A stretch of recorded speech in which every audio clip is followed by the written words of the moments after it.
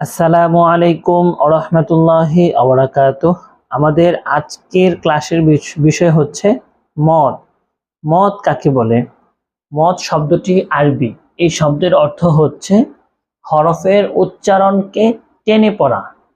হরফের উচ্চারণকে টেনে পড়া। এখন এই টেনে পড়া অর্থাৎ মদ অনেকগুলো প্রকার আছে।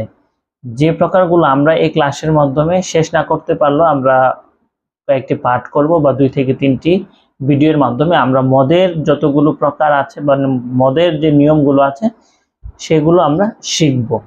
তাহলে আমরা এতটুকু বুঝতে পেরেছি যে মদ অর্থ হচ্ছে টেনে পড়া। কি টেনে পড়তে হবে? কোনো হরফের উচ্চারণকে, কোনো একটি হরফের উচ্চারণকে আমরা নির্দিষ্ট নিয়মের কারণে টেনে পড়ব। এখন মদ বেশ কয়েকটি প্রকারে হয়ে থাকে, সেই প্রকারগুলোই আমরা এখানে শিখবো ইনশাআল্লাহ। মনোযোগ সহকারে শেষ পর্যন্ত দেখতে হবে। তো আমরা এখানে দেখতে পাচ্ছি মদ্যের বিবরণ। মদ্যের হরফ 3টি। মদ্যের হরফ 3টি। কি কি? এই যে মদ্যের হরফ 3টি, এই 3টি হরফের সাথে কিন্তু আমরা এর আগে আলোচনা করেছি বা এই হরফগুলোর সাথে আমাদের পরিচয় আছে। কি বলেছে এখানে? জবরের বাম পাশে খালি আলিফ মদের হরফ। এই যে জবরের বাম পাশে খালি আলিফ, এই যে বার উপরে ছোট্ট একটি টান দেখা যাচ্ছে, এটি হচ্ছে জবর।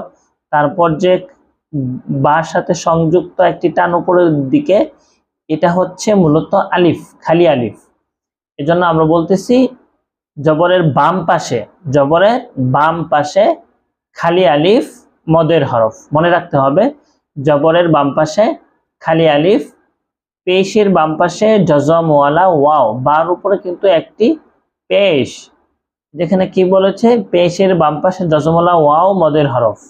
এই যে পেশ, পেশের বাম পাশে জজমওয়ালা ওয়াও। জজমওয়ালা কিভাবে হলো?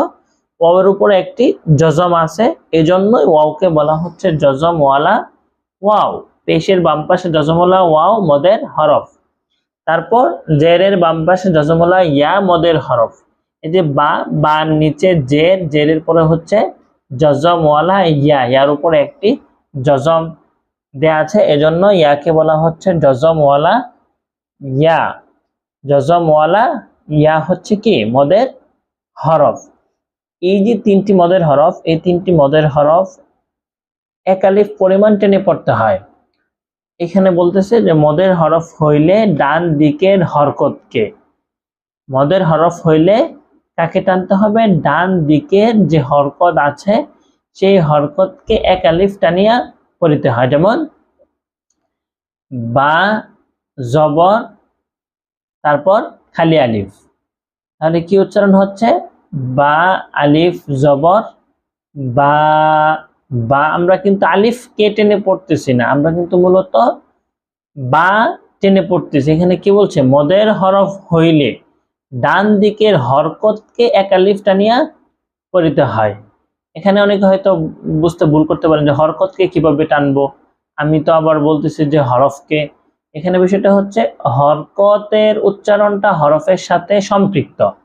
হরফের উচ্চারণ তো সরাসরি একা আপনি উচ্চারণ করতে পারবেন না। মৌলিক যে হরফের উচ্চারণ সেটি তো অবশ্যই করা যাবে, কিন্তু শব্দ যখন আমরা উচ্চারণ করব বা বিভিন্ন শব্দ তৈরি করব, সেই ক্ষেত্রে শুধুমাত্র হরফের উচ্চারণ দিয়ে পূর্ণ শব্দ হবে না।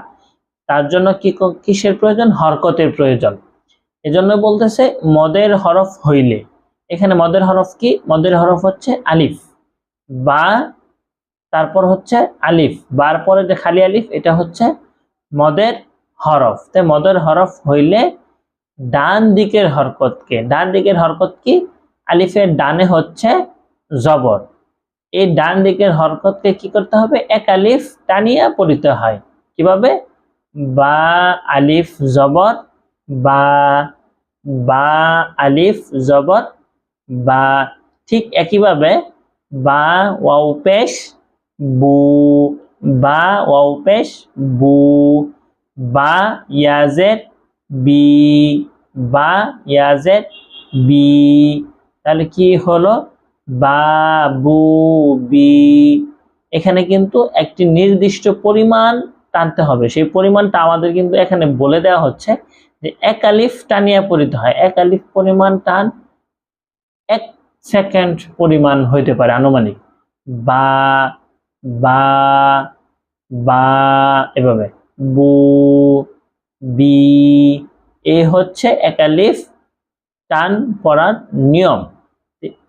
এই মদ আমরা জানলাম যে মদের হরফ হচ্ছে 3টি। এখন থেকে যদি আমাদেরকে কেউ প্রশ্ন করে যে মদের হরফ কয়টি, তাহলে কিন্তু আমরা বলতে পারবো যে মদের হরফ 3টি।